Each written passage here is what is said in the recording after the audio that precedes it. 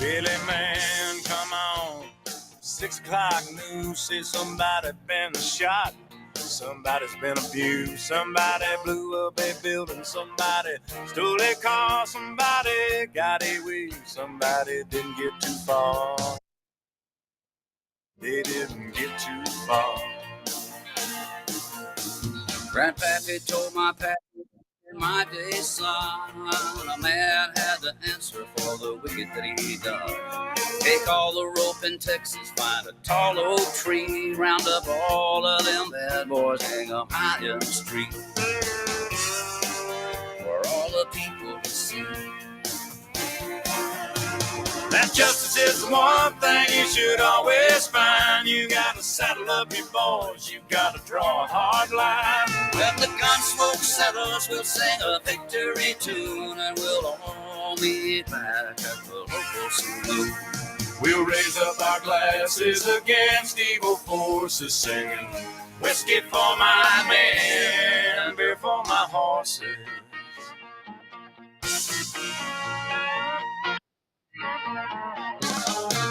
We got too many gangsters doing dirty deeds.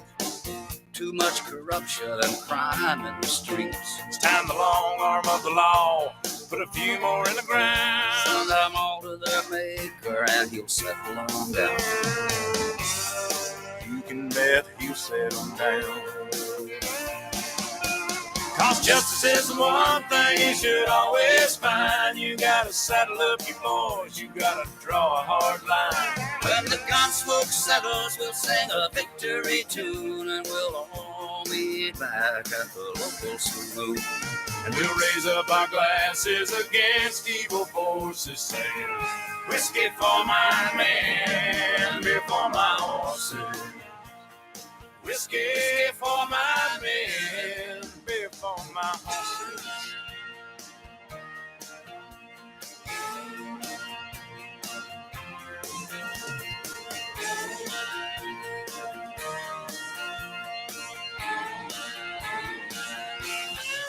You know, justice is the one thing you should always find. You gotta saddle up your boys, you gotta draw a hard line. When the gun smoke settles, we'll sing a victory tune, and we'll all meet back at the local saloon.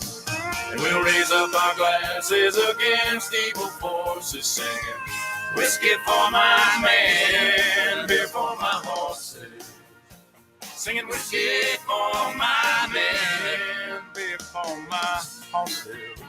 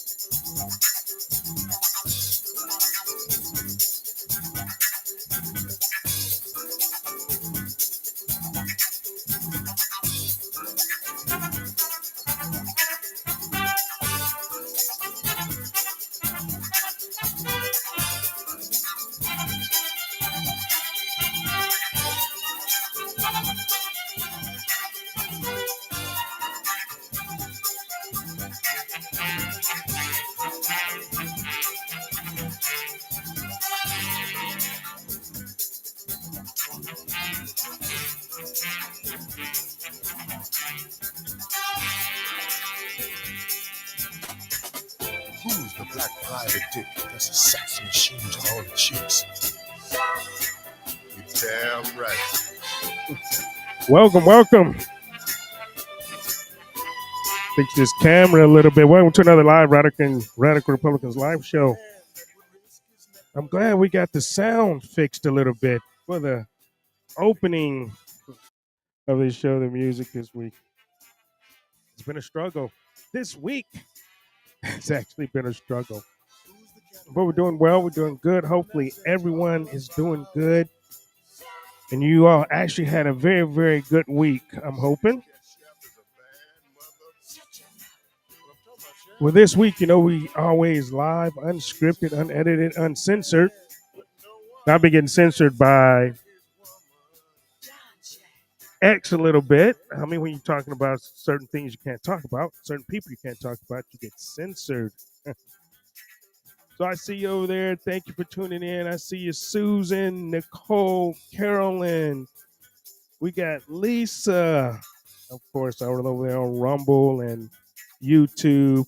And then, of course, over on Getter, we have My Brother's Keeper and some others. It's not showing up for some reason, but I know my man MBB, TBB, the mainstay over in Getter. He had some heart surgery on Monday, and everything went well. So we want to send a shout out. Hopefully, he's at least listening to the show tonight. Hopefully, and so we want to send our shout outs to TBB, and hopefully that he will recover fully and quickly. So tonight, let me plug my sponsor first, because we'll be introducing again the U.S. Diabetes Care app, Reverse and Thrive. Since we are in a diabetes epidemic, our country is in a diabetes epidemic caused by the addition of processed foods such as high fructose corn syrup, refined sugar, and refined wheat into our diets many years ago. I can't talk tonight. The American Diabetes Association states it is a nationwide epidemic that affects over 38 million people in this country. I'm sure everyone knows someone with diabetes, right? U.S. Diabetes Care is a mission-driven health education company focused on ending the diabetes epidemic in America, not by prescribing more medications, but by teaching people how to reverse their condition through proven science-based lifestyle medicine. So who is U.S. Diabetes Care, and what do we do? And I say we because I'm actually a board member now. So I'm sort of plugging the company, but I am a board member because I think this is very, very important. We don't sell a product. We teach a process. Our mission is to educate, power, and transform lives by helping individuals reverse prediabetes, type 2, type 3, gestational diabetes, and insulin resistance, not just manage them. Over 90% of those who complete the program show measurable improvements, and many reverse their condition entirely. So why we're different, why it works. Unlike most diabetes programs that focus on disease management, we focus on reversal. We don't promote a future of lifelong medications, blood sugar monitoring, and constant doctor visits. We help people treat the root cause, not just the symptoms, so they can take back control of their health. So that's what we do there, all right? And go to usdiabetes.com, and check us out, all right? But it's good to see everybody. So tonight, we're going to get right into it. Our guest tonight is Chris Hoar, Hoar. Okay, he's recently, Chris Hoar is a disaster response telecom national security spokesperson for SET 123, with a career that spans tech, satellite communications, and emerging technologies. Chris is going to be here tonight to share his expertise on a critical topic that's making headlines. And we probably, with all the distractions, you probably didn't even hear about it. I did, and that's why I have Chris on tonight. But most of you probably never heard about it. He's going to go into it a little more. But recently, the U.S. Secret Service dismantled a massive telecommunications network hidden throughout where else, the New York City area, uncovering a staggering threat to national security. With over 300 SIM servers and more than 100,000 SIM cards seized, this network had the potential to disrupt cellular service, spam millions of texts, and even interfere with emergency 911 calls. So, Chris will discuss the implications of this and why it matters for our national security. Wow, man, this is kind of crazy, right? So, I'm going to bring Chris in. Chris, welcome to the Radical Republicans live show for the first time into the Lion's Den. Thank you for bringing us this, man. So tell us about this, man. I mean, and if I didn't cover anything, if you want to tell the audience some more about yourself, I tried to cover a little bit. Normally, I just let the guests introduce themselves, but I actually got a little bit of bio from your representatives. But hey, man, just tell us about yourself if you want. Then just jump into the topic. All right, wait a minute. I may have you muted. Hold on one second. Let me see if I can unmute you. Well, go ahead and unmute yourself. I don't think I can unmute you. Go ahead and unmute yourself. Yeah, there you go. Perfect. There we go. All right. Yeah, Well, man. first of all, Jerome, thanks for having me on. And before we start, I'd just like to say good for you, mate. And thanks for being a part of the fight against diabetes. You know, I totally agree with you that the food companies make us sick and the pharmaceutical companies keep us alive as long as we keep paying them. And Right. it's a never-ending loop that is targeted at specifically working class people, people who, you know, don't have the right education, don't have access to the, you know, the right information. And so I think it's absolutely very laudable what you're doing. And I fully support you and appreciate everything you do in that Oh, regard. thank you. Thank you. Appreciate that, man. Thank you. But yeah, so I've been involved in technology for about 25 years, going back to the days of cell phones and even before that, long distance when that was a thing, if you remember that. Yeah, But right. We're dating ourselves. You know, the long distance with the phone cord and the line, and yeah, no, so yeah, I was involved in cell phones in the early days, but very quickly, it became clear to me that satellite phones, this is back in the early 2000s, satellite phones were, you know, a really undiscovered or unused technology by the average person in this country. You know, satellite phones were actually created in the late 90s, believe it or not. right. Um, but back then, a sat phone would cost you, you know, $10,000, $20,000, and you're paying $30, $40 a minute. And that really made it the purview of only the kind of the wealthy and the elite. Or the And military. You know, because I remember, you know, because I'm an air crew, we've flown all over the world. We used to have to take a sat phone with us because, you know, being, you know, in different countries and airborne and things like that, you know, we have to call and we had a sat phone, like you said. I mean, it was expensive, man.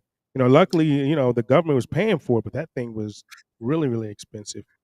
yeah, it was actually the military contracts that kept these companies alive back then. So God bless them for that. But, you know, since we got involved in the business back in the, you know, around 2005, six, you know, it was right around when Katrina happened and we saw just how vulnerable cell Right. service was. You know, satellite phones were being used by the military, as you pointed out, and by first responders. And, you know, an interesting fact that most people don't know, Jerome, is that only 7% of the United States is covered by cell phone service on a day when everything's working. You know, that leaves Wow. 93% of the country, you know, uncovered. And anyone who's an outdoorsman, sportsman, hunter, fisher, hiker will, you know, be very familiar with this. As soon as you get off the beaten path, you're kind of on your own. So Right. we started providing satellite phones back then. And, you know, since then, what we've seen is countless, you know, thousands of lives saved because people had a sat phone. You know, look, if you leave the house today without your cell phone, then the first thing you do is turn around, go back and get it, right? Right. Exactly. We're all reliant and addicted to our cell phones. And that's fine as long as cell phones are working. But satellite phones work when cell phones don't. And that's because cell phones rely on cell towers, and cell towers are powered by the power grid. And so if the power grid goes down, cell towers go down, and then you have a blackout. But satellite phones communicate directly with satellites, and therefore not only are they unaffected by ground-based infrastructure failure or attack, but they are completely independent and work absolutely anywhere, not just in this country, but anywhere on Earth. And that's exactly why the U.S. military uses them. You know, when the U.S. military rolls into anywhere, they don't expect to have any kind of cell phone communications available, even though they might be. but they don't want to rely on that, and that's why they use satellite phones. So I got involved, and our company got involved in satellite phones back then, and as I say, since then we've just seen how powerful these units are. But they were still very expensive. They were thousands of dollars per a handset back then. And so what we decided to do at sat123.com was actually make them free with activation. And we're the only people who do that. Because again, we don't think that satellite phones should just be the purview of the wealthy and the famous and the politicians, but every family deserves to have emergency backup communication. So that's kind of why we got involved in it. And it was a kind of a side hustle for the company back then. But now SATCOM and satellite communications, satellite internet are a mainstay of what we do. And honestly, in the times we're living in, Jerome, if you don't have redundant communication or internet access, then you're taking a big risk. Absolutely. Especially even with the weather, and like I said, the towers, they go down all the time. Sometimes my service get interrupted on my cell phone just because they got hacked or something's going on with Verizon service. And you definitely, and it's always around the time when you need it, right? It never fails. Yeah, no, that's absolutely right. And look, there are plenty of nation states out there who are working around the clock to disrupt our infrastructure, our power grid, water supply, air traffic control, our financial markets. They have, China, for example, tens of thousands of people, and they boast about this, whose only job it is every single day to steal data from U.S. corporations and the U.S. government and to disrupt our infrastructure and disrupt this country. Absolutely. So tell me about this telecommunications network that was hidden in New York, and why I guess this is a new attack vector, I guess, and make us understand how I guess physical SIM structure can be weaponized by, like I say, these 300 servers and 100,000 SIM cards that was seized. What was going on with that? Well, I think a good way to frame it is this: is like we're all used to and have heard of and experienced denial of service attacks on websites, and basically what that involves is the requisitioning through malware of hundreds, thousands, or more computers, phones, laptops, and so on, to generate fake traffic requests to websites and therefore take the websites offline, right? So that's something that's been going on for a while. We've seen that, and companies, have ways of fighting back against that, but it's called a denial of service attack. What was interesting about what the Secret Service uncovered was that this was the same kind of infrastructure, but designed to send millions of messages per minute to cell phone towers and therefore take cell phone towers offline by flooding them with up to 30 million text messages a minute, overwhelming the cell towers, the control panels, the backhaul, which is the fiber that connects them all. And this was done right around the time that the United Nations was having their UNGA, the United Nations General Meeting, which, of course, President Trump and many other world leaders were attending. So, certainly troublesome. It was, the good hats off to the Secret Service for taking down this network. But this was not something that was done by, a couple of guys with a grudge against any particular government. These servers are expensive. And look, you and I can't just walk into a T-Mobile store and buy 10,000, 100,000 SIM cards, right? You can't do that. You need to have a relationship with a carrier at a high level, and you need to have a lot of money. So this was a well-funded, well-organized, effort by whomever it was. I would hazard a guess. This is like maybe an inside thing, because they'd have to have connections, I guess, with the companies, at a high level. Is that possibility there was an inside thing? Yeah, and look, it's certainly possible. I don't have any knowledge or proof of that, but someone somewhere figured out how to game the system, how to, requisition, thousands, it was over 100,000 SIM cards. Again, not easy to do. And then to install them in these 300 SIM servers. And a SIM server is basically a server that can host hundreds or even maybe up to 1,000 SIM cards per server. You put all those together, you connect them to the network of cell towers, and you send these messages out. You're going to overwhelm a cell tower. Now, look, we've seen plenty of instances in the last 20 years when there's a mass casualty event, terrorist attack, and everyone reaches for their cell phone, right? And just that traffic can overwhelm a cell tower, and then all calls and messages get rejected. So this was an effort to simulate that kind of situation. And if you can imagine this going on right around the UN building, New York, New Jersey, like if they had been successful, what was the plan next? Because the plan, in my mind, wouldn't be just to take the cell towers offline. It would be so that you could do something else. That would be my opinion. And luckily it didn't get that far. But, this was confined to, two states. But if this were to be successful and happen in multiple states around the country at the same time, this could cause absolute chaos. And that would leave us vulnerable to an attack of some other kind by, potentially a terrorist organization or a nation state that wants to see us pulled down. So I think that's why we need to pay attention to it. I've been out there shouting about this story because I see it as a canary in a coal mine kind of situation.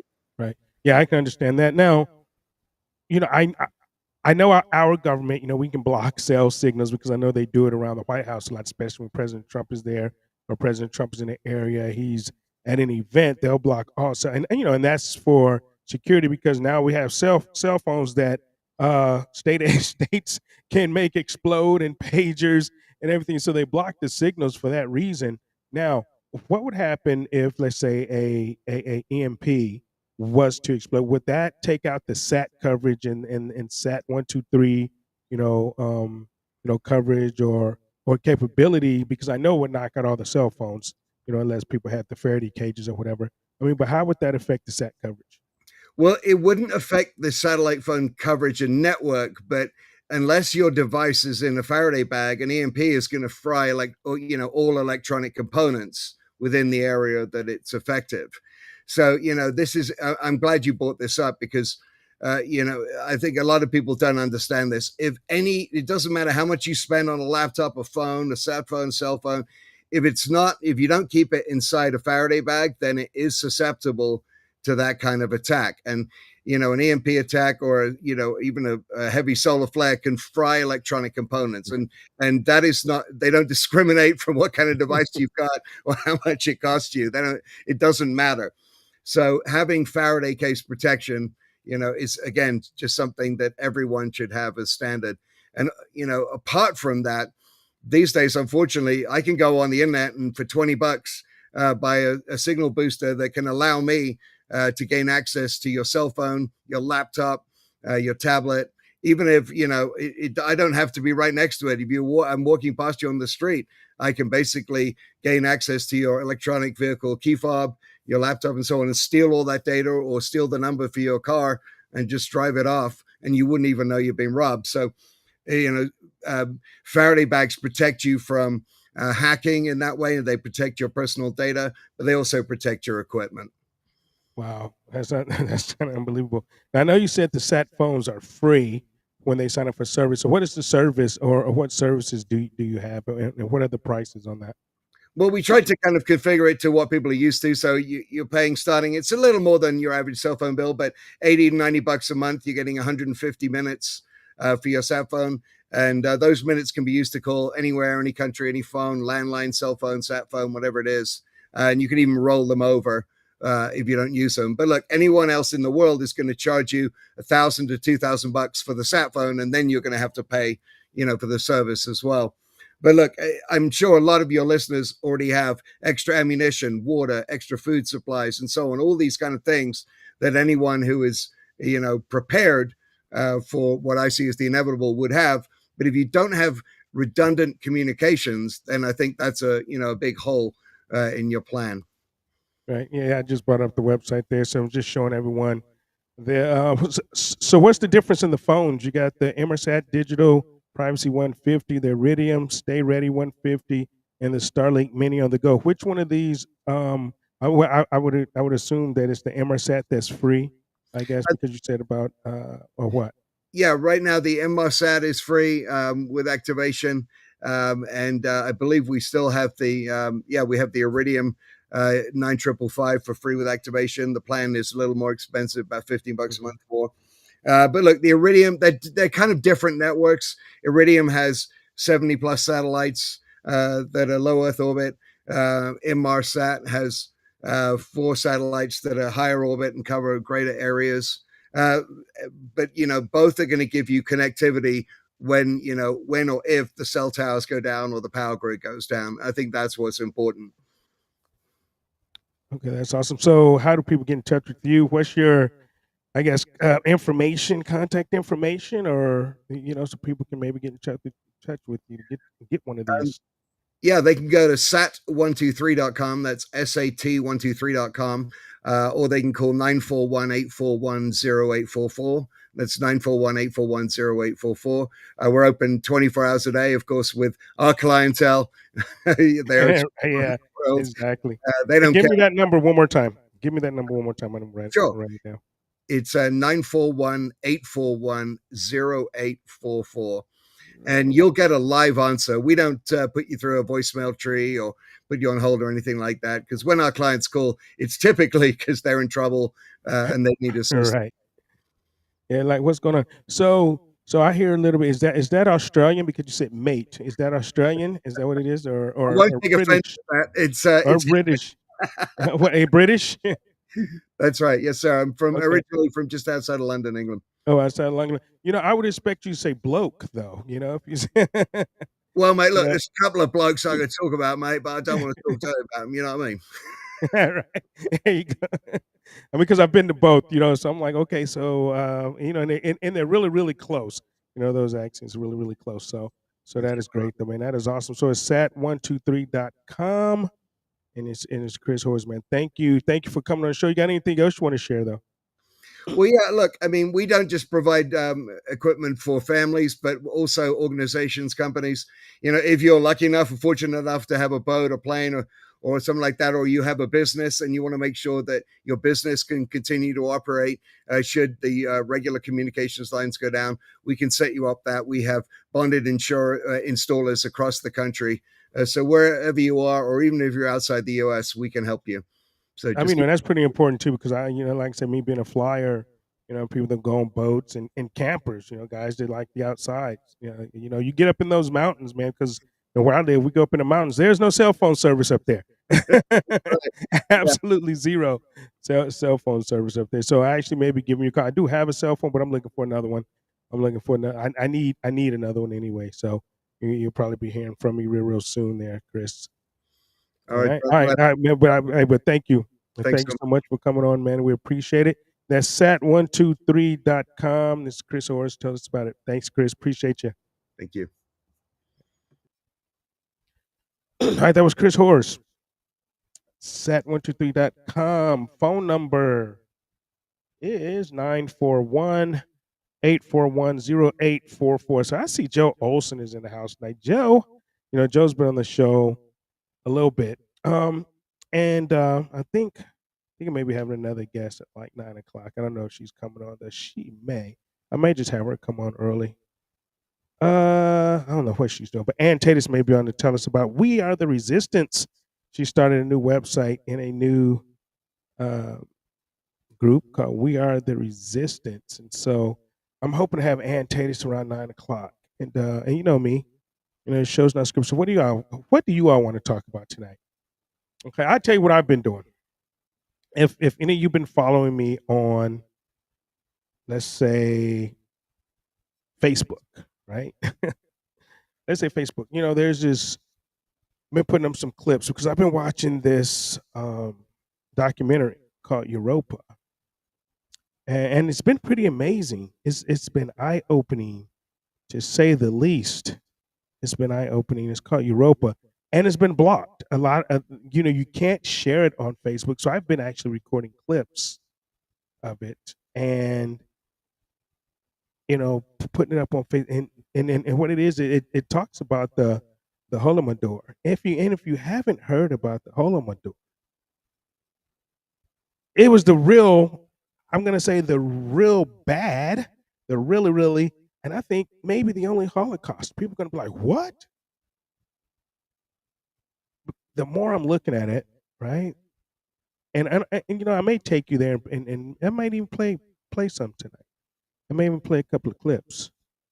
But it seems as though this The Russians, the Bolsheviks during World War II murdered about 18, 19 million Russians, Russian Christians, not Russian Jews. Russian Bolsheviks was, they were the Jews, and massive amount of Ukrainians. And we weren't told these stories, man. We were not told these stories in high school. We were not taught this. This is information we were not taught. And you know how they say to the victor goes the spoils, and the victor writes the history, right? Well, we've written some we've written some history. We have written some history, and it's just preposterous that we haven't learned this. That we weren't even taught this, that we weren't even made privy to this information. So what I'm going to do, I'm going to share something tonight. I am, and I, I wish I could share the website, or you know what, I may be able to. Hold on, let me try something. Let me see if I can share this with you. I'm going to put it in the chat if I can get to it. But it looked like Facebook may have took me down. Wow, it's kind of crazy. But I'm going to try to share this with you. I know Lisa's been watching it. Lisa follows me on Facebook, so I know she's been watching it. But I'm gonna try to get back to it because I couldn't share it, and sometimes I couldn't instant message it at times too. But wow, hold on. This is kind of crazy right now. We do got one. There you go.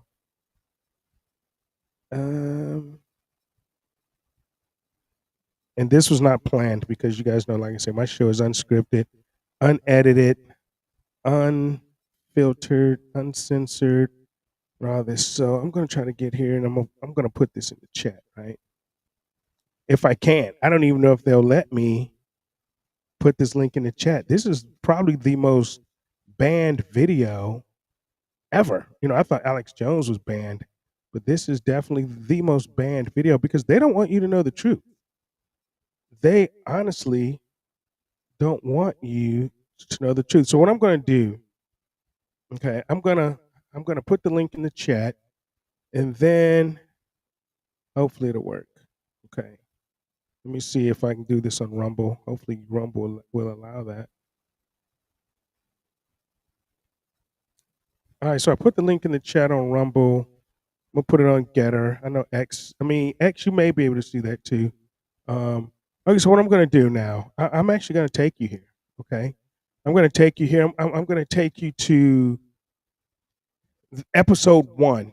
Okay, I'm literally on episode 7, and it's 11 episodes. Okay, and this is episode 1 is called the global structure. Of how things work. And so I'm going to take you there.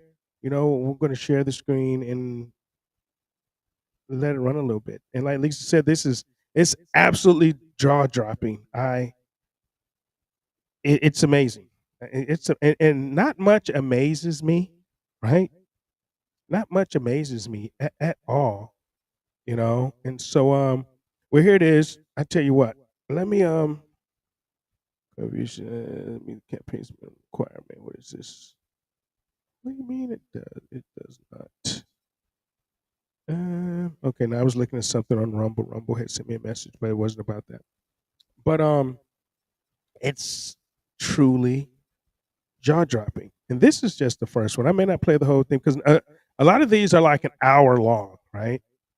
And let me see. I think this one, yeah, this first part is an hour long, so I'm not gonna have you sit through the whole thing, but I'm gonna give you an introduction to this. Right?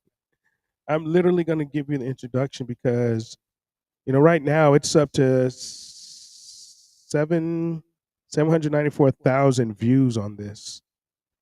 On their website, and they want this to be spread. And I think this information should be spread.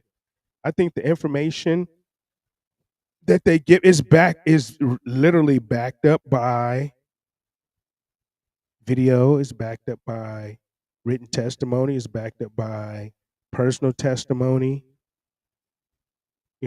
So it's totally backed up by evidence.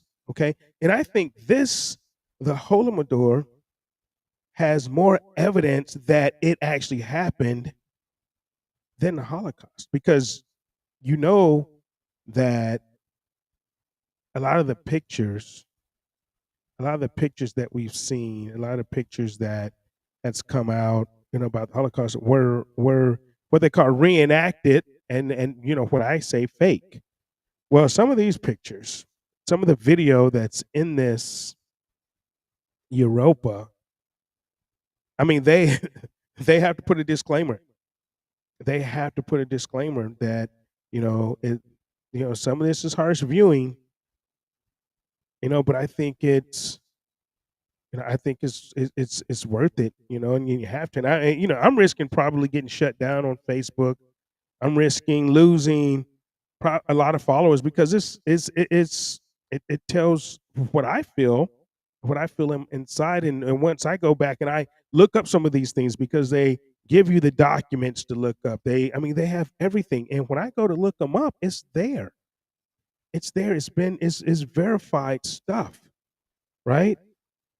And one of the things that I found very, very interesting about it is that this 6 million number from the Holocaust, it pops up all the time. But it's more than 6 million, 8 million. It's up to like 18, 19 million Russians and Ukrainians that were actually murdered by the Bolsheviks, who were the Jews, the Bolshevik Jews. Lenin, Stalin, and people that, Franklin Delano Roosevelt was a big part of it. Winston Churchill was a huge part of it. It's been amazing. So I'm going to take you here. Hey, Lisa, I'm going to share the screen here, and I'm going to take you here, and I'm going to show you a little bit of this.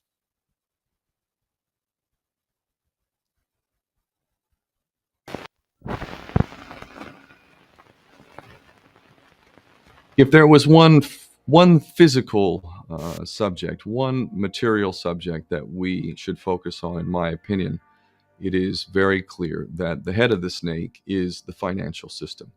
The whole point of finance is to indebt, otherwise to enslave. What is a mortgage? What does that stand for? It's a death grip. So when you get a mortgage, you have a death grip held over you because you are in debt. You don't even own the house. The bank owns the house that loaned you the money to buy the house, unless you're fortunate enough to have all the money to buy it outright. And even then, you can be taxed by the government. And if you fail to keep up with those taxes, the government can then take it from you.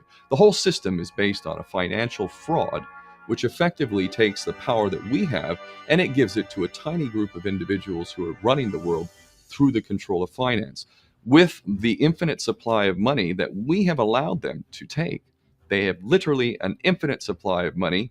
And with that money, and from their psychopathic point of view, they have bought everything and everyone who can be bought. So those of us who cannot be bought, because we operate on a level that goes way beyond the material, we are not rewarded for such behavior. We are punished for such behavior. And the most slovenly, disgustingly criminal, pedophilia, corrupt moral individuals, those are the ones that are rewarded in this system, which is upside down. We reward the pedophiles, we reward the corrupt, we reward the liars, we reward the people with no morals at all.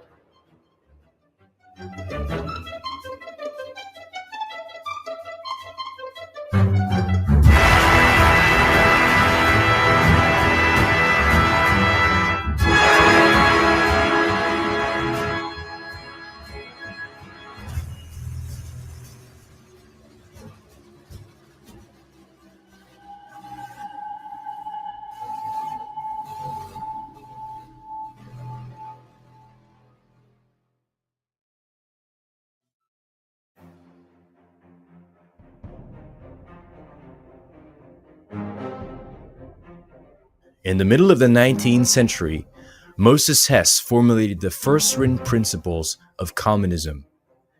In 1862, Hess, or the Communist Rabbi as he was called, wrote the book Rome, and Jerusalem, in which he laid the foundations for a Jewish nationalist movement called Zionism. In the book, he called on the Jewish people to become separatists and to prepare for the creation of a future homogeneous Jewish ethno-state. Palestine would be occupied by the Jewish people, but the big problem was Palestine was at this time 90 to 95% Arab. Hess argued that the international Jewish bankers would help in this realization of stealing the land of the Palestinians. Hess suggested in his book that one last race and class struggle would be developed between the Aryans and the Semites. In this fight, Hess predicted that the Jews would stand as winners and the Aryans as losers.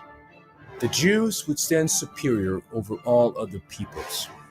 And because Jews had preserved their racial purity over the centuries, it would give them a leading role in the world. Hess essentially promoted eugenics and racial hygiene for the Jews and talked about a future Jewish ethno-state. He also referred to Christianity as the religion of death. Fascinatingly, he predicted a future war in Europe, with Germany, Italy, and Austria involved as a part of a race struggle. Moses Hess was also a close friend and collaborator of the two Jews, Karl Marx and Friedrich Engels, which he converted to communism and assisted them in their work with the Communist Manifesto in 1948. This proves that socialism, Marxism, communism, and Zionism in fact share the same roots. Although they travel different paths, they have the same common goal: domination of the world. Both work and plan for the day when the chosen race shall inherit the earth. Karl Marx's real name, Moses Mordecai Levy, was descended from a long line of famous rabbis who were so-called Talmudic scholars. Marx's grandfather was a rabbi by the name of Mordecai. In fact, his grandparents were related to the Jewish Rothschild family through marriage. Rothschild would also partially fund Karl Marx, who would be remembered as the Jewish father of communism. Le Droit de Vivre, May 12, 1936, stated that Jewry is the mother of Marxism. The Communist Manifesto laid out the ideology of communism. Its key points include a central bank with monopoly on credit, abolition of countries and nationalities, abolition of the traditional family consisting of a man, a woman, and children, abolition of private property, which means no rights for the people, to make it impossible for people to earn a livelihood by introducing heavy taxation, confiscation of property, abolition of the right of inheritance, a communist state, a communist monopoly on credit and banking, the media in total control of the communists. Women should not focus on family and children anymore. In their own words, communism wants to do away with the status of women as mere instrument of production. Abolition of Christianity and morality. Marx refers to this totalitarian regime as dictatorship of the proletariat, and his cult followers promote violence, class envy, hostility towards free markets, family, business, tradition, and Christianity. Today, they are instrumental in the destabilization of Europe. Okay, so that's just the opening. So what I'm going to do, I'm going to give you a preview. I'm going to tease you guys a little bit. Okay, that's what I'm going to do. So that was the opening. That was the very first one. So I'm going to tease you a little bit. Yeah, Joe. Joe says the assassin family ran the Rothschild Chinese Opium War for 150 years, killing 100 million Chinese. Yeah, man, the Opium Wars. Right? I mean, these people are evil. These people are evil, to say the least. They're evil. And so, like I said, I'm going to tease you off. So that was, I suggest you guys got to go here, man. Go and check this out and everything. So I'm going to tease you a little bit with each episode, okay? So that's what I'm going to do. We're going to go to World War One now, okay? So I'm going to tease you a little bit with World War One.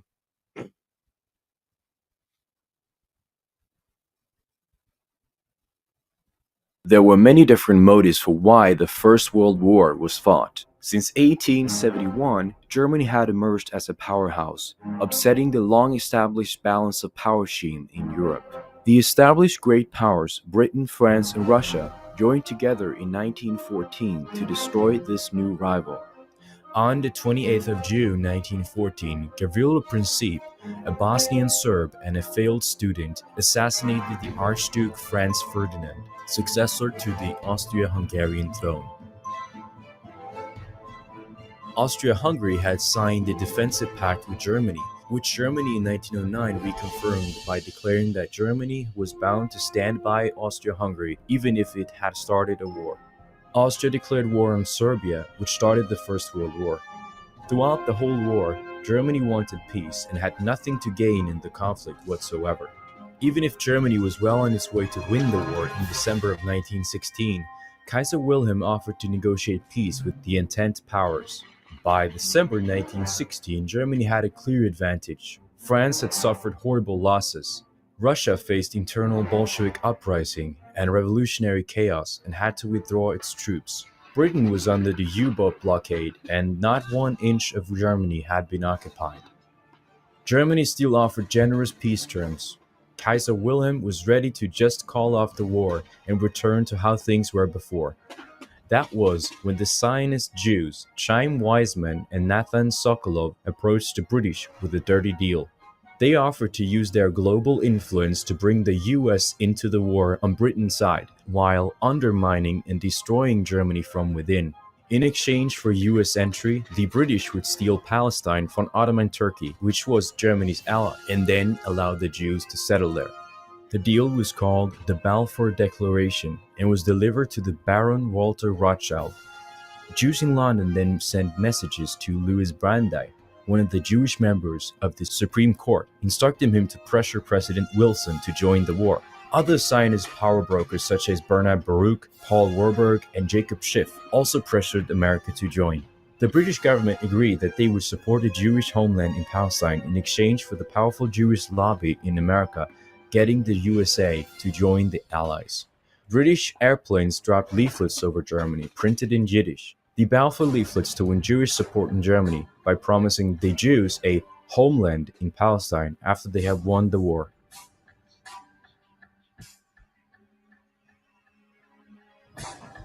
And Going back and studying this, right?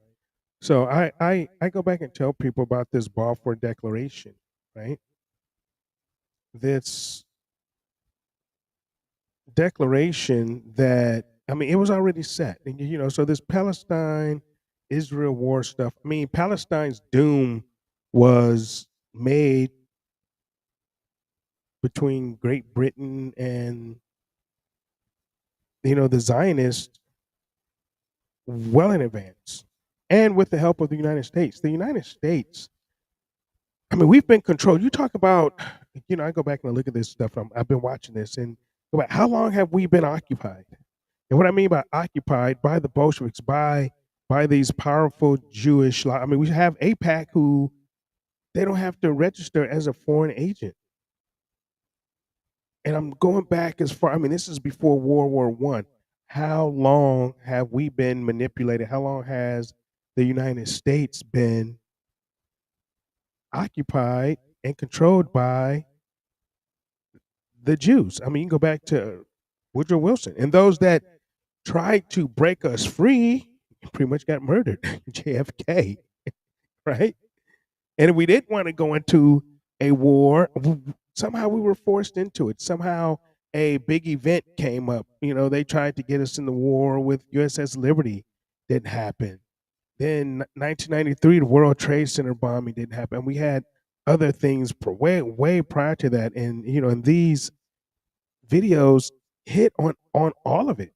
Then we had 9/11. Then we had, I mean, it's I think they're just ramping up now, man. I mean, because they know that time is short. People are waking up. People are waking up from some of these videos. People are waking up from people like, hey, Charlie Kirk. Charlie Kirk was waking up. You got Candace Owens being attacked. You got Tucker Carlson being attacked. You got Megyn Kelly being attacked. I get blocked on X. I mean, some things that I post, it can't be seen. I get blocked, and it's nothing really bad. I got I got blocked on my post. Got, let's say, the algorithm caught it so it would not be seen, and of course they sent me that note. And it was just a response to, like, I believe it was Brandon Tatum, because he's a shield for Israel. Brandon Tatum, I actually just commented on one of his posts, and I mentioned the word Israel, and it took it down. It took it down. you know, it's amazing. It's amazing. So that was a little bit of World War One on this uh, amazing documentary. Amazing documentary. And before I play this, the next was called "The Rise of Hitler." And the more that I've been studying, researching, listening to Hitler's speeches, and this is one of the things that got me into this, right? Because I saw Hitler's speeches and I heard that the AI had converted his speeches into English to where we can actually listen to them. Because um, the only thing that I saw growing up, and the only thing that we only see, is Hitler, and he's raging man, and he's and just all this stuff, right? Excuse me, and no offense to the German people, but that's all we see: anger in these. And like, what the fuck is Hitler talking? Yeah, he angry and he hates America. Damn, right? Right? That's what we see.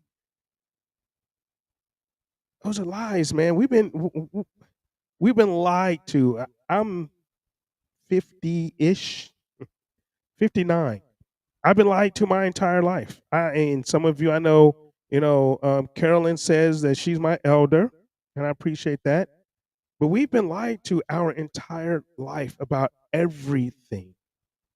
I mean, I thought I woke up, I was outside the Matrix in 1999. Is when I actually deprogrammed myself.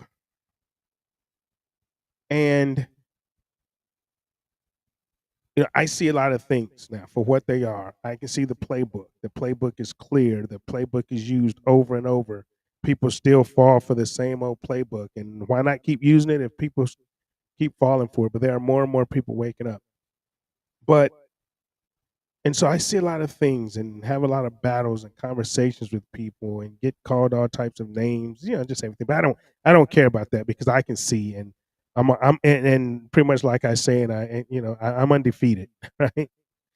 I'm undefeated. So, being a conspiracy theorist, wearing my platinum hat and all of that, and looking at this and, like I say, studying Hitler, and then to watch this documentary only solidified my research, only solidified what I've been reading for myself. For myself, not, listening to history class, and not, listening to the propaganda, and, and not, just listen to what we've been told in our schools. And looks like, say, the victors write the history. The history's been wrong. The history's been wrong. Lisa says she's 57 and she's glad she quit school and got her GED. Yeah, because you're probably not as programmed as we were. You're probably not as programmed as we were. But Hitler, and there's a piece in here, and I'm not gonna get. It's not gonna spoil anything, because if you know anything about Jesse Owens, right? They say how Hitler was this big racist. He hated black people, and just all of this stuff. He hated everybody, but the Germans, blah blah. Hitler was a nationalist, yes. Hitler was a nationalist. He loved his country, loved his people. He believed in having, his race last. He believed in having his race be, preserved. I think we all do that. I think, if you don't want your race to be preserved, then you are a fucking idiot. I want my race to be preserved, right? Like passing down a bloodline. You want your bloodline to be preserved. So what Hitler was talking about was nationalism of Germany. He was putting Germany first above everything and everyone else, which I wish America was truly. I wish our leadership, and I thought, I thought and I don't know who this guy is right now, President Trump, after his attempted assassination. I don't know who he is. I thought that he's the one. He's America first, right? I thought he was America first, because he was talking nationalism, and so I can see why. Okay, with Trump 2016 to 2024, and I say that 2024. This 2025 guy, I have no clue who the fuck he is. 2016, 2024 Trump, I can understand why the Democrats who were the Democratic Party, or the Democrat Party, then there's nothing democratic about them. The Democrat Party are the communists, are the Bolsheviks from Russia. They're the Bolshevik Communist Party. And you can't prove me different, because they talk about how Trump was Hitler. They kept calling Trump Hitler. Well, because Trump was preaching nationalism. Trump was preaching America first. Trump was preaching, good for the people. The people come first before the government, and just everything, before illegals, before another country, right? I know, Carolyn, right? Carolyn said, "Don't hold your breath." Oh, I'm not anymore. But anyway, so I can understand, because when you study Hitler and learn more about Hitler, and I challenge every one of you, and you don't have to take my word for it, but I challenge every one of you to just go and look at and listen to Hitler's speeches. That's in English. And then go to Europathelastbattle.net. Go there too. Okay, because they talk about the rise of Hitler. But Jesse Owens, in his biography, his memoirs, his biography, said that Hitler, he said FDR didn't even send him a telegram thanking him for winning 4 gold medals for the United States, for representing the United States. Jesse Owens did not even get a telegram, a letter, or nothing from the President of the United States. He was not invited to the White House. But this man they call the racist, this man they call evil, this man Hitler, and this is straight from Jesse Owens, this is not from me, invited him and gave him, gifts, and congratulated him on his victory, and waved at him as he would run around the track and stand up and clap for him. It's all in here. It's all in here. And it's verified by documents, verified by Jesse Owens' own book. So how is it that a man that hates black people, a man that hated people, the man, this evil person, Jesse Owens said that he was treated better in Germany, in Nazi Germany, right, than he was ever treated in the United States. He was treated better there than he was treated in the United States. So how is it that a lot of people don't know about that? Now, I knew that just because I studied Jesse Owens, and I'm an athlete, and I want to know everything about him, and I learned about his, it was tremendous, right? 1936 Olympic Games. So how is it that this man Hitler can treat him so well, yet our president, FDR of the United States, didn't even congratulate him? And I've also been studying and researching a lot about General Patton. And now I know why he was murdered. And yes, I do believe General Patton was murdered, because General Patton, he wasn't an ass kisser like Eisenhower. And this is why Eisenhower wouldn't let him go and continue into Berlin and actually save Berlin from the ravage that Russia and Great Britain did to Berlin and to Dresden. Because we could have gone there. And Patton said we needed to continue on to Russia and defeat Russia and the Bolsheviks, because they were the problem. They were the problem. This is General Patton.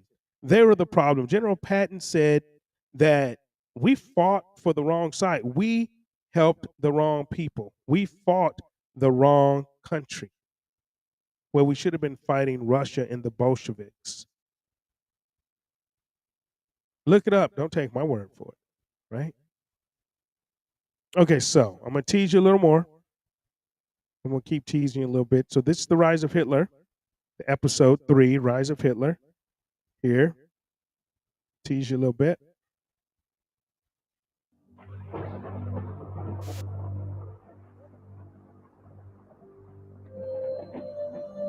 A man who resented this degeneration of Germany, possibly more than anyone else in the world, was Adolf Hitler.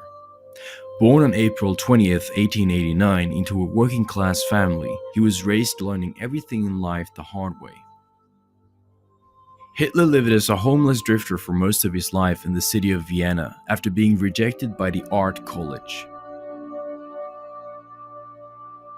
While he apparently wasn't good enough to earn a position at the academy, he quickly discovered that many Jewish artists were. Some of these Jewish artists also migrated to Berlin, producing pornography and erotica for a living.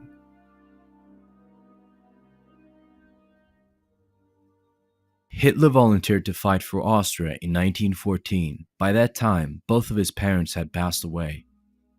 He then begged Bavarian authorities to let him fight for Germany.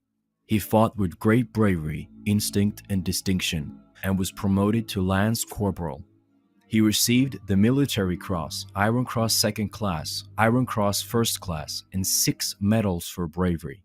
He was wounded twice. In October of 1916, he was badly wounded and abided 2 months in a military hospital. He could have stayed home, but instead chose to return to the front lines. In October 1918, he was temporarily blinded by a British poison gas attack. Hitler heard about the capitulation of Germany while recovering his eyesight at the hospital. He was confused and outraged after hearing the news and thought that the sacrifice and suffering of the German soldiers had been for nothing. The artist from Vienna wanted answers, and he would not rest until the enemies had been exposed and Germany's honor restored again. When Adolf Hitler joined the German Workers' Party, DAP, in 1919, he became the 7th member of the nationalist group. Hitler then decided that the time was right to seize power of the local government in Munich. Patriotic war veterans would join him in the revolt and move against the national government in Berlin. Hitler then used a rally in Munich Beer Hall to launch a coup. An enthusiastic crowd turned out to support him. The local uprising, or putsch, was ignited by a moving speech by Hitler, but it was interfered by communist troops who opened fire on the nationalists, killing 16 of them. Hitler and the others were arrested and tried for treason. At his trial, Hitler used his opportunity to spread his political and philosophical ideas, which apparently were so inspiring that they afterwards even published them in some newspapers. The judge was incredibly impressed and issued a lenient sentence for Hitler and the nationalist rebels. The Munich coup failed, but the legend of the great speaker grew, and by every day that went by, he fascinated and attracted new followers. He quickly generated a large support base. During his imprisonment of 1924, he wrote the Bible of National Socialism, Mein Kampf, My Struggle. His close associate, Rudolf Hess, imprisoned with Hitler, typed out the dictation for the book, which was published in 1925. Mein Kampf was part political manifesto and part autobiography, containing discussions of history, philosophy, and economics. In the book, Hitler explained the global conspiracy for world government and that it was directed by international Jewish bankers. He also wrote about the German loss of First World War, the Jewish Bolshevik Revolution, the Versailles Treaty, and the resulting hyperinflation that devastated Germany.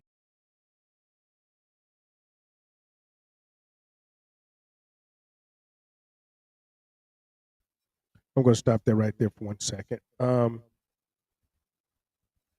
It's the same thing, and and I see what Lisa wrote, and the same thing is going on today. It's like the same thing. History is repeating. I mean, because if you look at this, and this is what Hitler wrote about, and this is the same exact thing, right? In Mein Kampf, right? In Mein Kampf, he wrote about this. He wrote about how the Marxist Jews gonna take my picture down for a second. Let's stay up. But the Marxist Jews of Germany controlling the newspapers, the banking, fomenting the wars, the art, the culture, the media. Is it not the same? Is it not the same today? Is it not the same today? I mean, you look at, I mean, Kanye, you look at Ye. I mean, Michael Jackson tried to tell us. Many people tried to tell us. Michael Jackson tried to tell us in his song, "They Don't Really Care About Us," right? And Ye tried to tell us, and they tried to make Ye, so like he was crazy. He was crazy. So, I mean, this is the one about just getting into Hitler and Mein Kampf. Hitler, people gonna see this and say, "Man, what the hell are you talking about?" Hitler was an amazing dude. All right, and I'm gonna say that for a second. Hitler was an amazing dude. When you actually go back and you really look at the devastation that they tried to wipe Germany off the map. And they wanted Germans to be extinct. The same thing is happening in Palestine. The exact same thing. The exact thing. What happened to the Germany in World War II by the Bolshevik Jews is the same thing that's happening to the Palestinians now in Palestine by the Bolshevik Jews. Those are Bolshevik Jews. Netanyahu is a Bolshevik Jew from Poland. He's from Poland. Changed his name. Is Benjamin Miliakowski is his real name, not Netanyahu. So they wanted the Jews, the Jews, Bolshevik Jews, wanted the Germans annihilated, genocided. And you'll see if you go in and if you actually have the heart, and I'll say this, and I know a lot of people have, because once you start, am I right, Lisa? Once you start watching this, you can't stop. You can't stop watching it because you're like, oh my God, how. And it gets worse, right? After the first one, they introduce you. The next one, it gets worse. I'm waiting for it to get better. It gets worse. And like, oh my God, I never heard about this. And here's what I learned, and it's going on today. And I may get in trouble saying this, but I don't care. Knowing what I know from our history, looking at this, studying, researching, going back, especially through this documentary, the Bolshevik Jews and the Democrat Party, the communists are masters. And I see this today. I say this all the time, right? As far as the Democrat Party, I didn't know how far it went back, but now it all makes sense. They are masters of projection.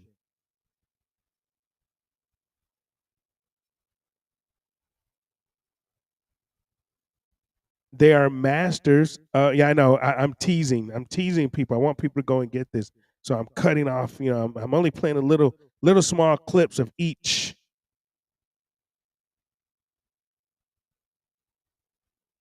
But they are the masters of projection. You see it today. They project onto you what they actually do. And when I did my series you all watched, and thank you for staying for that, Communists and Negroes, it all makes sense. It all makes sense. Going back and watching. Yeah, Lisa, you keep cutting it off. Lisa's like, man, let the damn thing play, dude. Let it play. Well, I want you all to go watch it. So I'm going to play a little more of the Hitler thing. I'm going to play a little more of that first, all right? Then I'm going to move on. He accused the elite Marxist Jews of Germany of controlling newspapers and banking, fomenting wars, and corrupting the art, culture, and morality of Europe. Mein Kampf quickly grew in popularity, which made Hitler a wealthy man. Hitler was not the only man who warned about the international Jewry. In 1922, Henry Ford, the American industrialist, founder of the Ford Motor Company, published a 4-volume set of booklets called The International Jew, where he exposed the plans and operations of an organized Jewish globalist elite. Ford's research revealed a hidden influence over the American politics, the Fed, the press, crime, and entertainment. German nationalists would later study and hand out translated copies of Ford's work. Adolf Hitler himself had a copy in his office, along with a photo of Ford.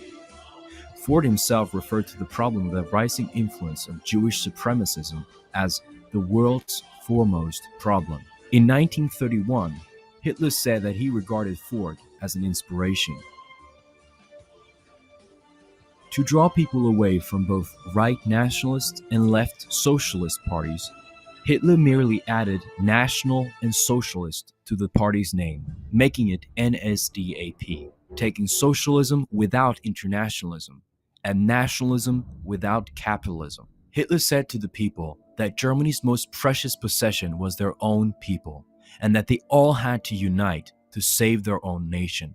The most obvious difference between National Socialism and Communism was that National Socialism supported the concept of private property and a market economy, while Communism abolished all private property and the government controlled the economy through central planning. Under Communism, all private property was seized by the state. Under National Socialism, the private rights of citizens were respected and protected, while under Communism there were no private rights. National Socialism was shortly a radical movement in defense of Western civilization, while Communism was a revolutionary movement dedicated to its destruction. Hitler also clarified in 1938 that socialism in National Socialism did not equal Marxist International Socialism. He said, "Socialists I define from the word social, meaning in the main social equity. A socialist is one who serves the common good without giving up his individuality or personality, or the product of his personal efficiency. Our adopted term socialists has nothing to do with Marxian socialism. Marxism is anti-property. True socialism is not. Marxism places no value on the individual or individual effort or efficiency. True socialism values the individual and encourages him in individual efficiency, at the same time holding that his interests as an individual must be in consonance with those of the community. All great inventions, discoveries, achievements were first a product of an individual brain. It is charged against me that I am against property and that I am an atheist. Both charges are false." Okay, so that was part 3. Episode 3 is called The Rise of Hitler. So episode 4 is the War on Germany. This episodes 4, 5, and 6, and 7, and 8, and 9 is some of the harshest things that you'll see, I think. And a lot of this, like I said, you'll start seeing. Let me do this. Sorry. Okay, you'll start seeing. They start getting to what's called the Holodomor. And you're going to see the projection from the Holodomor with the Holocaust. It's amazing. It's amazing. When you see it, you can't unsee it. When you see it, you can't unsee it. And when you've already been awoken and see what you see now, if you are one of those that are, what you see now, it's crystal clear. It's crystal clear. And it's crystal. I mean, even if you're the average person and don't, you can tell by the attack on Candace Owens, who is just trying to find out who killed her friend. You see the attack on Tucker Carlson because he says, yes, we're occupied. Israel controls our entire government.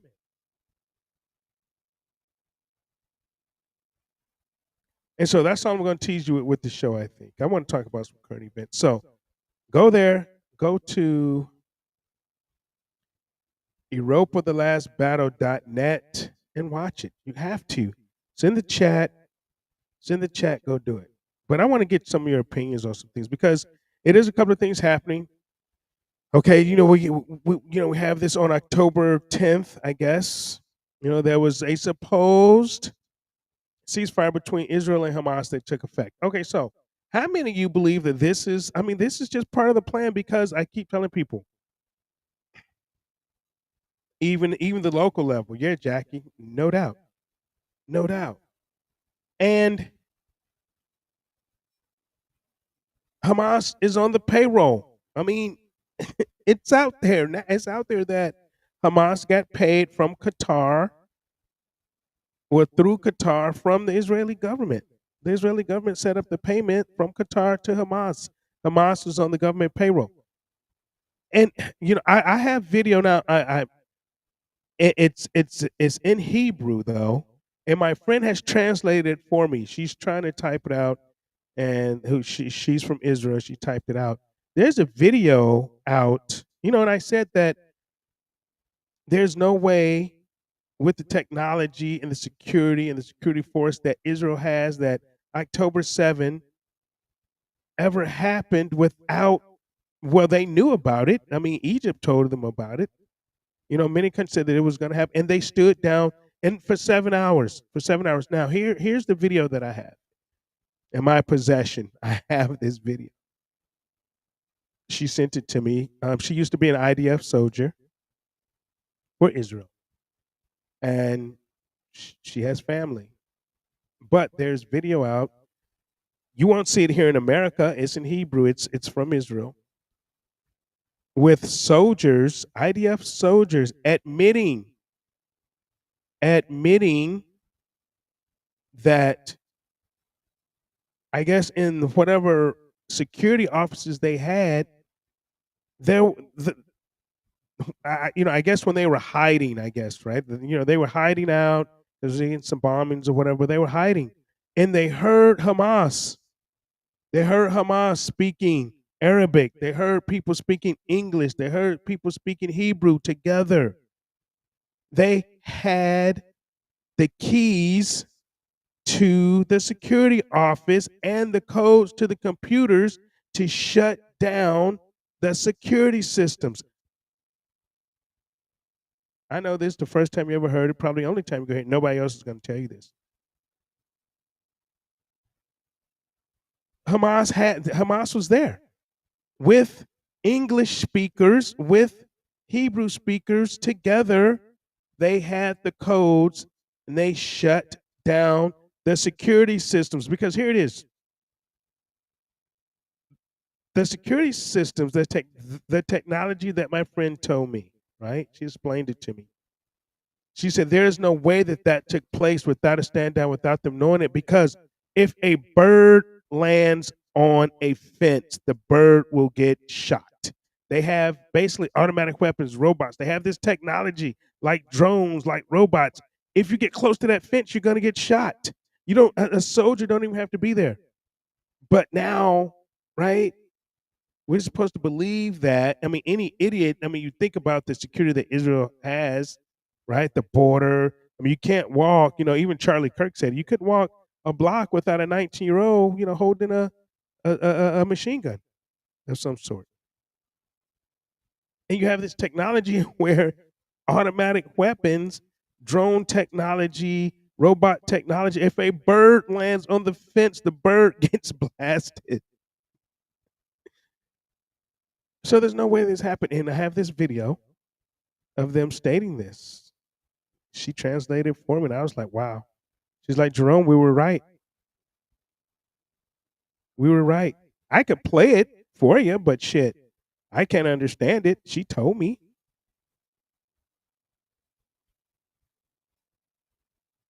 But so this ceasefire, and I say ceasefire, okay, they,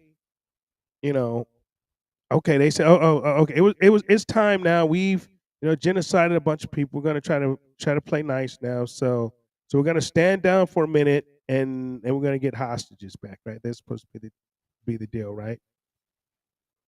So let's go over the mechanics of this deal a little bit. And it's supposed to start, I guess, Monday. I guess President Trump said that Hamas is supposed to start bringing hostages or releasing hostages on Monday, right? So the agreement calls for a 72-hour window in which Hamas must begin releasing hostages. So Hamas has to show some good faith, I guess, right? Israel, in return, and I'm going to say this before I even say anything else. Hostages are going to, this is my feeling, because Israel has broken all ceasefires before and blamed it on Hamas. I blamed it on whoever. But you guys have to understand, Bibi Miliakowski is still up on trial. He's still up on trial. The only reason he hasn't gone for corruption by his own government.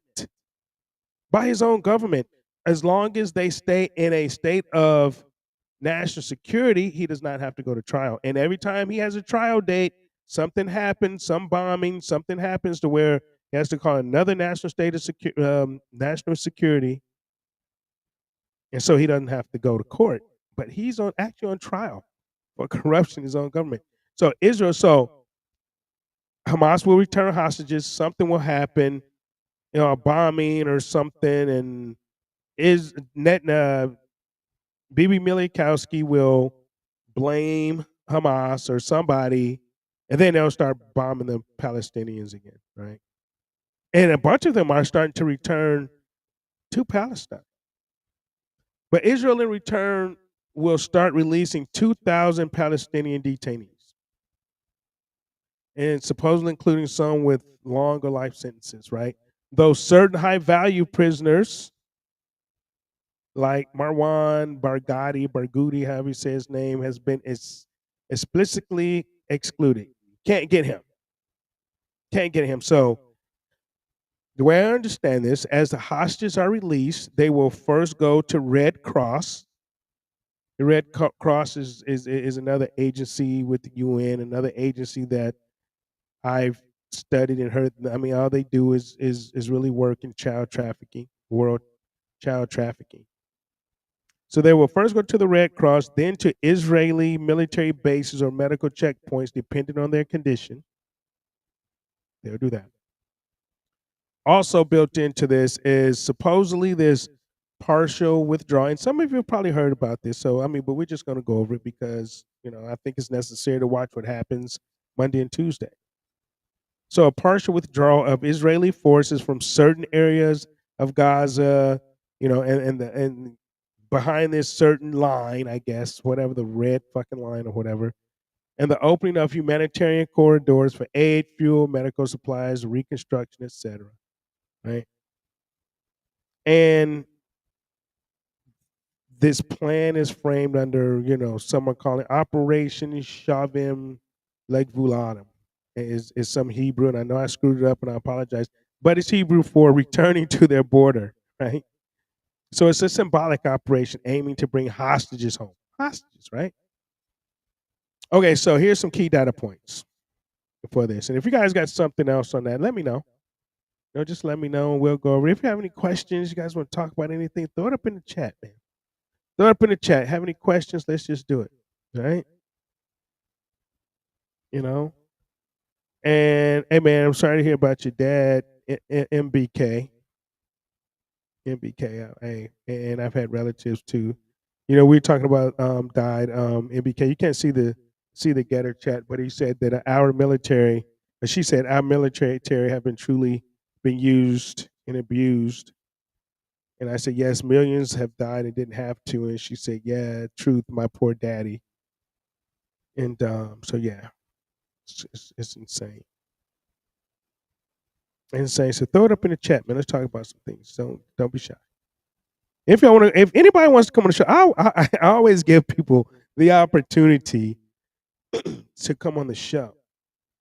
I haven't had X pulled up, but I believe I'm live on X too. But I'm just so pissed that X pretty much I mean, they blocked me. I'm so shadow banned on X, man. It's amazing. It's amazing, but I mean, it's too much truth, way too much truth, and I mean, so I know why they do it, you know.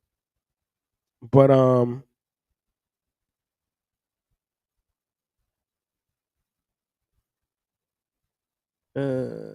was just reading X. I was trying to go back, but I'm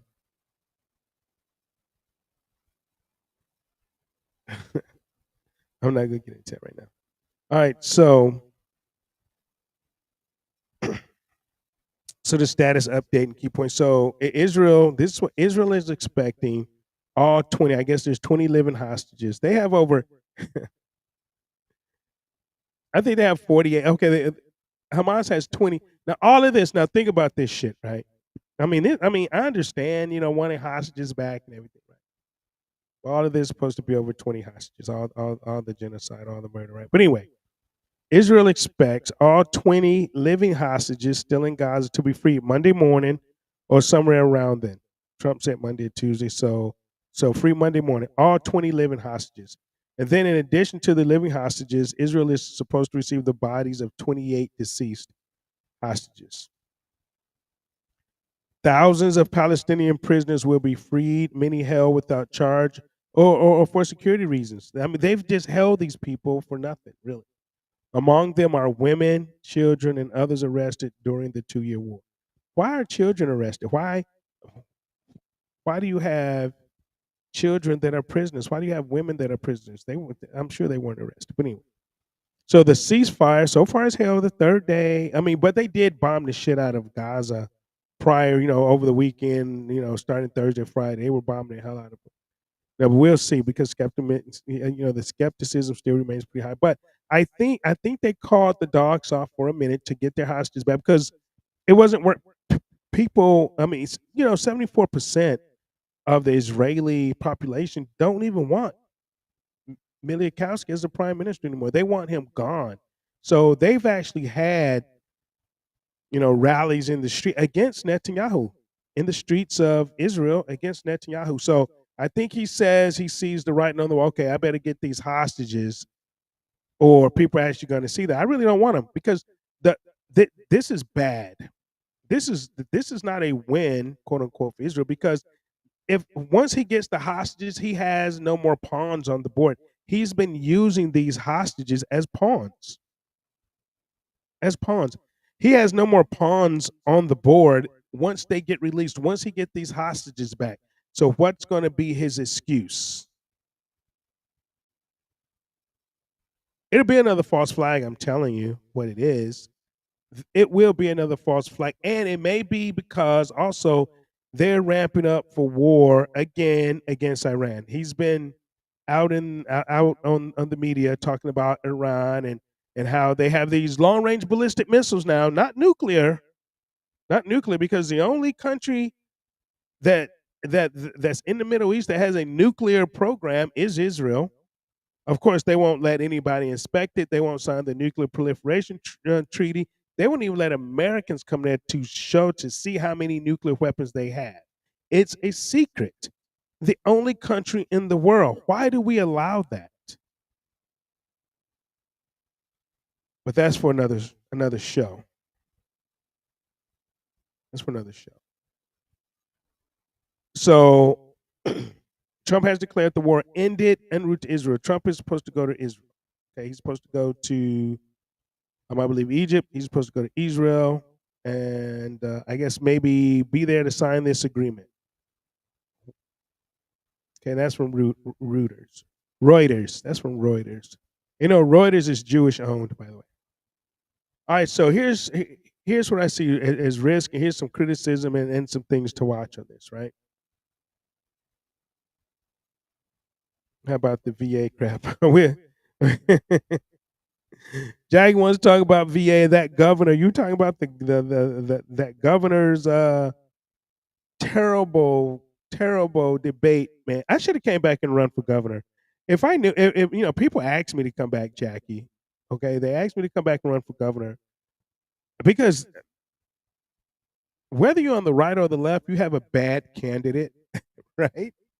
You have a bad candidate. That debate, I watched that debate, And oh my God, it was horrible, Jackie.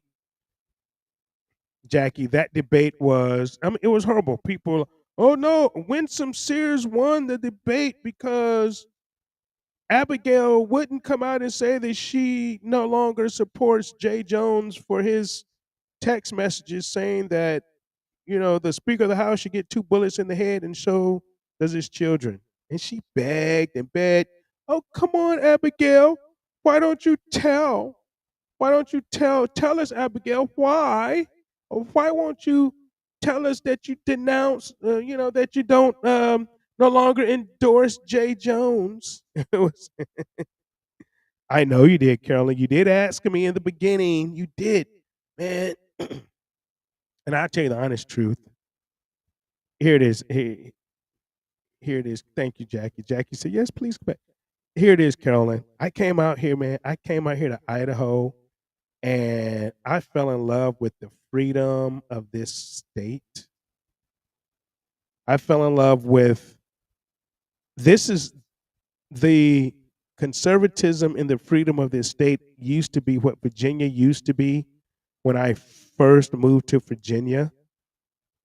This is what Idaho is. I mean, and Boise, in some areas in Idaho, they're liberal. They're liberal, and I mean, there's some things going on here now. They're trying to turn this state into Virginia.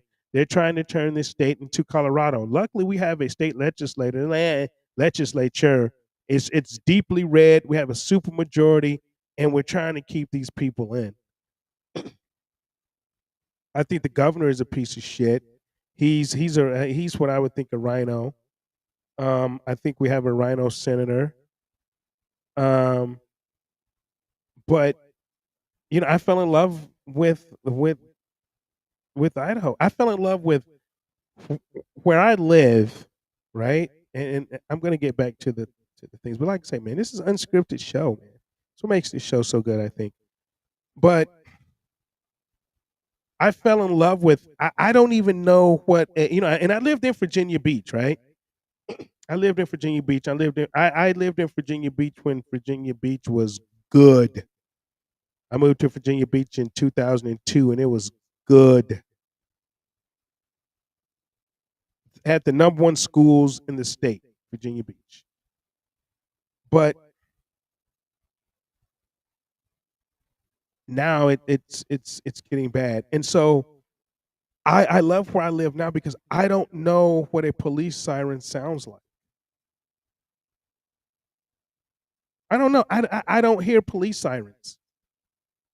I don't hear many fires. Fire.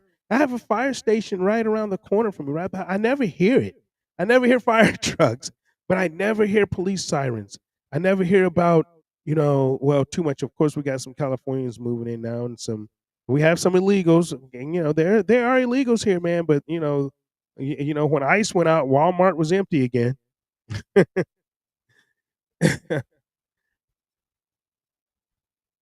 But I mean, there's no violence. I literally can get out of my car, out of my truck, go into the store, leave my keys in the ignition with the motor on, and I come back and my truck is still there. I flew for 27 years, Jackie. I don't miss the jets. I have to be honest. Jackie asked me, "Do I miss the jets from Oceana?" And I used to live, and I was stationed at Oceana. So I used to live over, not, I used to live in, let's say, the flight path. I used to get the overflights to my house. I love the jets. I love the jet noise, sound of freedom. I did it for 27 years. I don't miss that shit. I don't miss it. I can go in my backyard. I think I put pictures up on Facebook or something, right? Before, if you follow me on Facebook, right? Of my backyard. I have a sanctuary. I have a sanctuary in my backyard. I have my own pool. I have my own hot tub. I have my own garden. I have my own fire pit. I have a sanctuary, a literal sanctuary in my backyard here. And you know what I hear? I'm going to tell you what I hear late at night, sometimes early in the morning, right? Other than the birds, right? And the damn dog that barks in the neighborhood, you hear that. but I hear the sound of of a distant train. I hear the sound because we still have we have a lot of trains around here. We do. So I hear the sound of a distant train. That's what I hear. That's what I hear. And that has kept me from coming back to Virginia.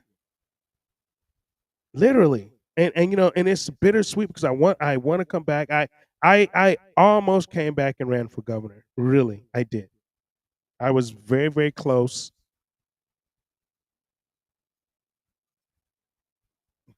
But I love the sound of the train early in the morning. I love the sound of the train early in the morning. I have to be honest. I get up early in the morning and go walking. I go walking for 6 miles every day. And it's beautiful. I have a beautiful, you know, what they call the green belt. I'm walking next to the, you know, Wilson Path Creek. You know, I see ducks, I see squirrels, I see the goat farm, I see horses, I see cows. I see people walking on the path, not afraid, older people not afraid to go out and walk in the neighborhood and walk the path. And they speak and they're so friendly, right?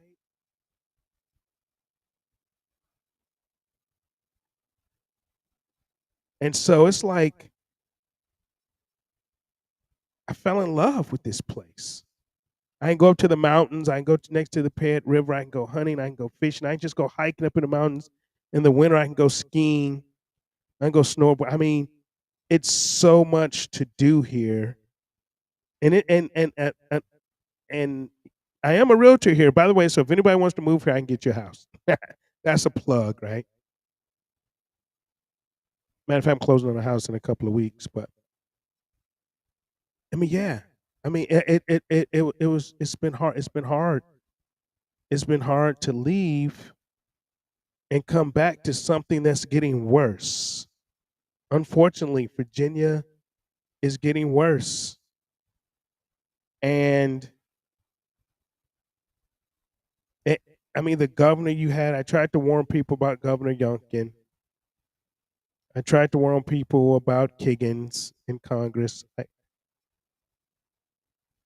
I tried to warn people about the Virginia being, and especially around the Virginia Beach, the Norfolk Tidewater area being a sanctuary city, even though they didn't call themselves sanctuary city. But we have teachers that has students. I mean, shit, you have more students in English as a second language, and they know those kids are illegals, right? You know. And so,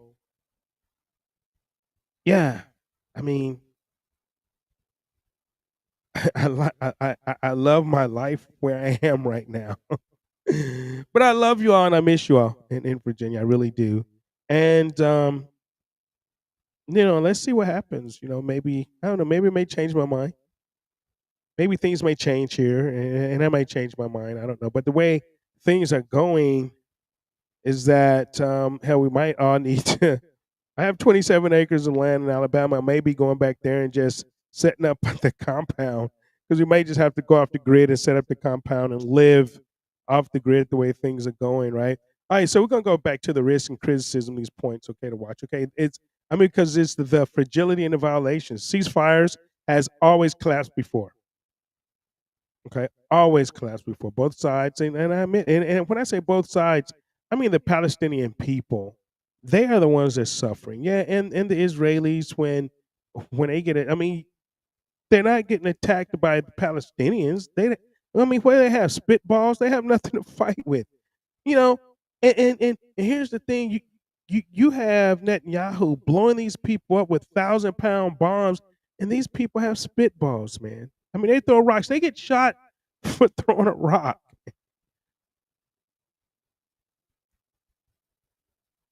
You know, this excluded prisoner and red lines that Israel's come up with, you know, their refusal so far to include high profile names like Barghouti. So there's limits to their concession.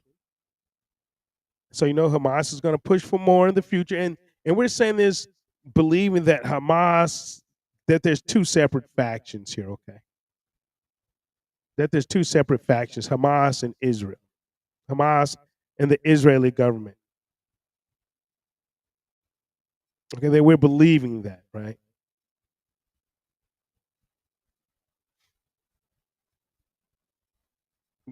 You know what? I have for Lord. For Lord always in the live chat, and Getter asked me, and I'm glad for the question. Do I really think Virginia could be like Colorado? Virginia is Colorado. Virginia, the state of Virginia is controlled by the Democrats. The only thing, I think, the House is controlled by the Democrats. And you just don't have a Democrat governor right now. But Virginia has become Colorado. Colorado used to be red, red, red, red, red. Until they start getting the transplants, stuff. I mean, because this is what they do. A lot of people get paid to move to transplant in these red states. They move in the refugees. They move in these Democrats, and they put money into these places to get people to switch over and to, change these legislatures blue. And this is what happened in Colorado. I mean, Virginia is there already. But hopefully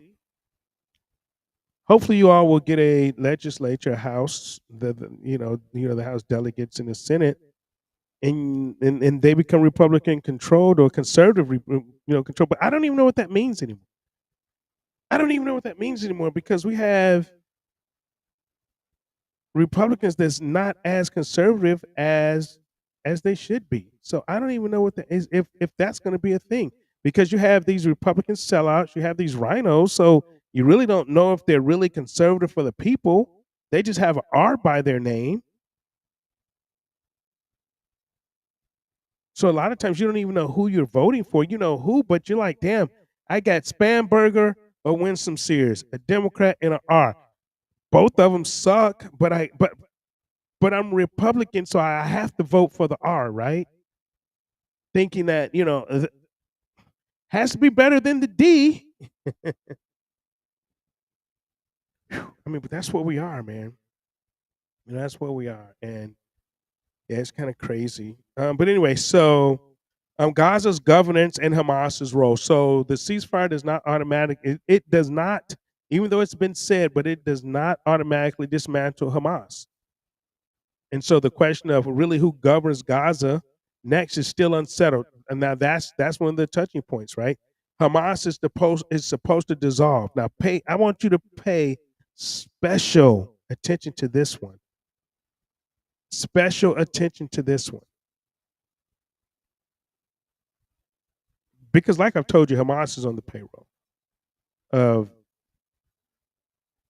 Israel's government and Milikowski. If they don't force Hamas, and this could be the sticking point, right?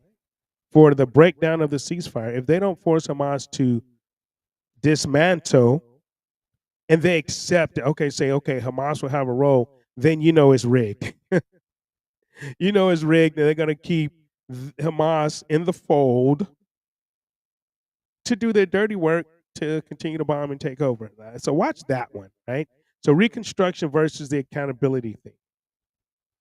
Okay, so supposedly this deal also includes humanitarian aid, okay, and it's supposed to ramp up the reconstruction efforts. Now, I've heard that a billionaire from Egypt, now I don't know if Milikowski is going to buy up on this deal or if Trump, because, I heard Jared Kushner say, hey, there's great beach property in Gaza.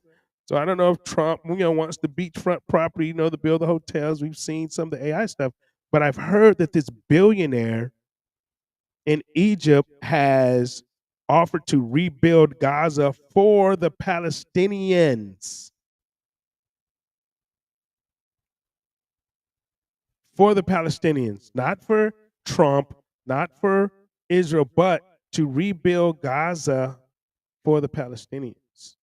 So, what is this going to look like for domestic politics, right? So and his own people, Netanyahu's government, his own, I mean, they've been he and his government has been under pressure because a lot of critics claim, even his own people, that he prolongs the war for political gain. And I've told you why he prolonged the war. He's on trial. Netanyahu should be going to prison in his own country for corruption. So it depends on how you look at it. Okay, so the ceasefire could be framed as a win or a retreat.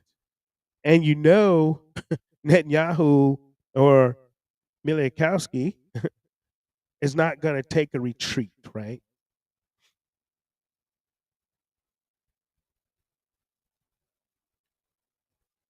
So Israel has to be able to say they've won by leverage, not appeasement, right? This cannot be an appeasement, because an appeasement, anything that seems like it's an appeasement for Israel is a loss, right? So they have to emphasize that, and I know this keeps Milikowski up at night, but to me, I think they have to emphasize the ceasefire as a negotiated victory because of pressure, because of world pressure, not because of surrender, right?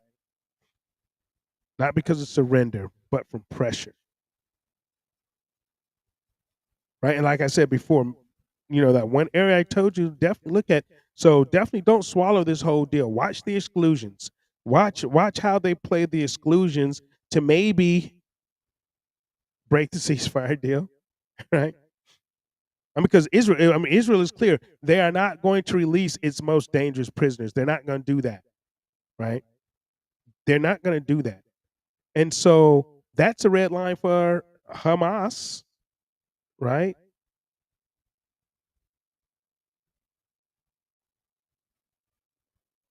And supposedly Hamas will get no legitimacy without disarmament. They have to disarm, of course.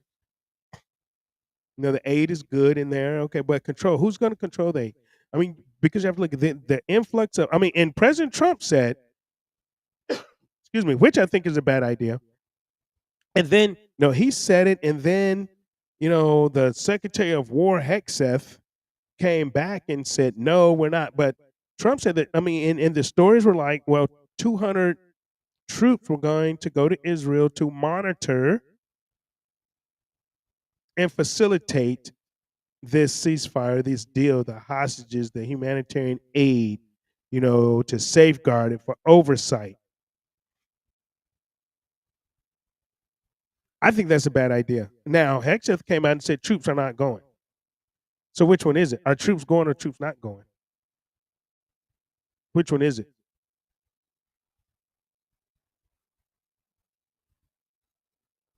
Trump brokering the deal is great. Is great as for America's strength, I guess we still. But we still, I think we still hate it.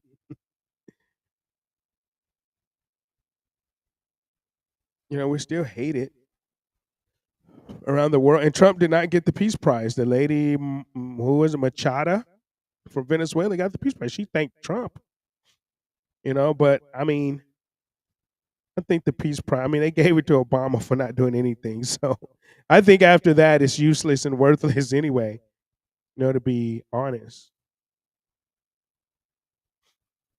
To be honest, so let's just, recap this. 20 living hostages, 28 deceased for up around 2,000 detainees, mostly women and children. Mostly women and children, man, with none of the top guys. Okay, the troops going to withdraw. Hostages got to go to Red Cross. Then IDF or Israeli military checks or whatever. But pay close attention. This and I think this is key. I think this is the most of the biggest key of this. The ceasefire does not dissolve Hamas. Why would Milikowski want to dissolve Hamas? He needs them. That's their play. If Hamas has given up all the pawns off the board, Milikowski has no more pawns on the board. What's his only pawn left? He has a knight. He has the knight left, and that's Hamas. That's Hamas. He can't give up the knight. His board. He has no more pawns. He can't give up his knights. He can't give up his bishops. He can't give up his rooks.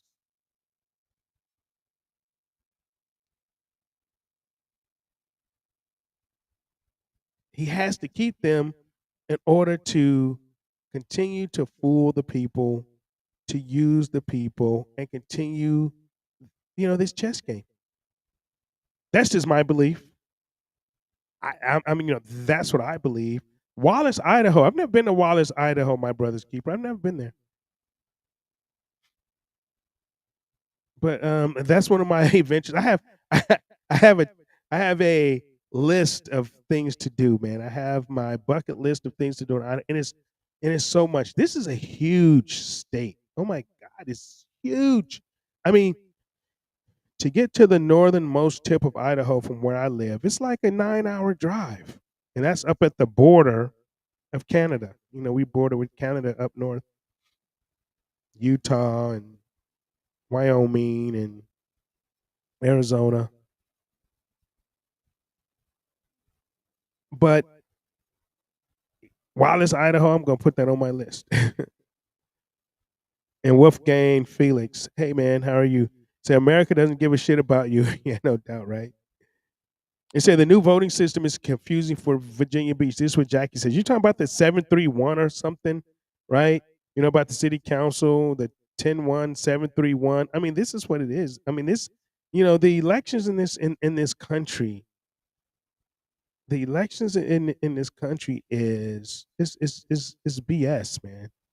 So what they're doing in Virginia Beach, I guess they're coming with this new system, and Jackie said that it's confusing for voting for city council or for your city representatives, right? It's called 731. It used to be, okay, you can vote for all of them. Now you can only vote for the ones that represent you plus 2 more or something. It's really, I don't know. It's kind of crazy, right? I mean, but we'll see. I think this week is going to be very interesting. And and I'm going to say this now. Anne could not come on tonight. I think she's busy. So, this week is going to be interesting. But I think I'm going to take a vacation. I think I'm going to take a vacation unless something drastic happens. And I know I say this every week, right? I'm taking a vacation. Susan has told me, take a vacation. You need to take a vacation. Take time off. Rest.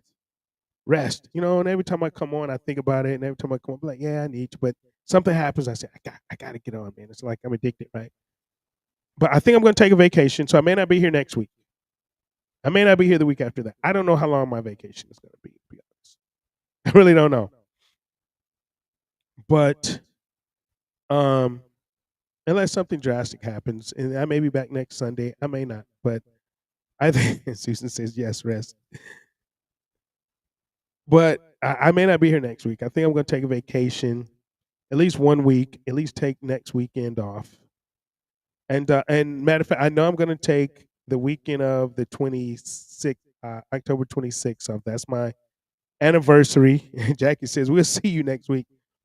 Yeah, you may see me next week because I'm definitely taking the weekend of the 26th off. That's my 30th year anniversary. So I'm definitely gonna be taking that off. But I don't know. I don't know, man. It's just things aren't what they seem. And you guys have to go check out that Europa. Go to Europa. Okay, the link is in the chat. It's called The Last Battle. So it's europathelastbattle.net and watch it. Man, your life is gonna be changed. You're gonna be mad. You're gonna be pissed off. And I mean, but I think you get more clarity. I think you get more clarity and see everything for what it is too, because what's happening then is still happening now. It's just not in the same, I guess, area. But man, it's definitely eye opening. So I love you all, and hold up. I gotta find some music. What do you guys want to hear tonight? I tell you what, I'm gonna go out on this. Do I want to go out? How do I want to go out? Because you might not see me next week. I don't want to go out. Anybody? Anybody? Anybody got any requests? I'm looking. I am. I don't know. All right, here we are. I'm going out like this tonight because this is how I feel. So check you all out when I get back. I'm not gonna say when. Just check the chat. You'll get the notifications when I come back or whatever. And let's just have a good week. Let's have a good rest of the month. And just hang loose, be good. And I'm with that. All right, check y'all out when I get back. Peace.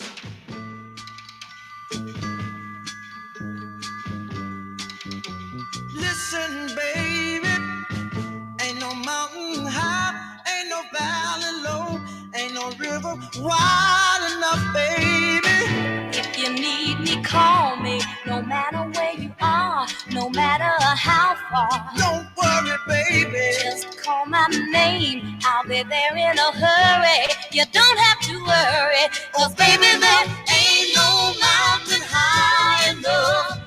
Ain't no valley low enough.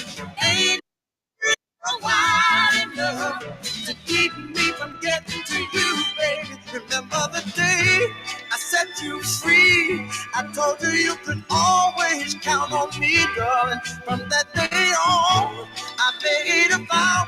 I'll be there when you want me, some way, somehow. Oh, baby, there ain't no mountain high enough. Ain't no valley low enough. Ain't no river wide enough to keep me from getting to you, baby.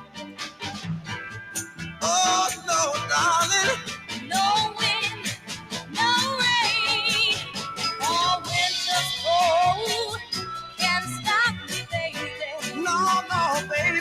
'Cause you are If you're ever my in trouble, I'll be there on the double. Just send this for me, oh, baby.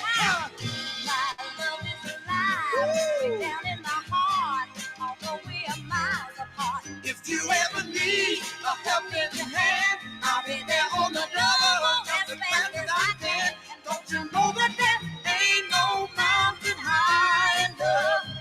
Ain't no valley low enough. Ain't no river wide enough. Keep me from getting to you, babe. Don't you know that?